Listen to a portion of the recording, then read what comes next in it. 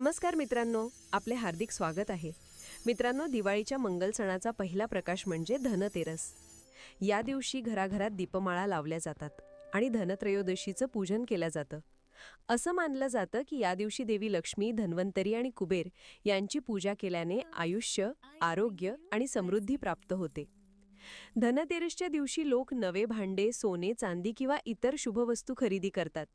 कारण असं मानलं जातं की या दिवशी केलेली खरेदी घरात सुख, समृद्धी आणि धनवैभव आणते. आरोग्याचे अधिष्ठाता भगवान धन्वंतरी यांचा जन्म याच दिवशी झाल्यामुळे याला धनत्रयोदशी असंही म्हटलं जातं. आज मी तुम्हाला धनतेरसच्या एका सुंदर कथेविषयी सांगणार आहे. ही कथा ऐकल्यानंतर तुम्हाला या पावन दिवशीचं खरं महत्त्व कळेल आणि तुमच्या ज्ञानात नक्कीच भर पडेल. पण त्याआधी मित्रांनो, माझी एक छोटीशी विनंती आहे. मी ही कथा खूप मेहनतीने बनवली आहे. माझी मेहनत आवडली तर लाईक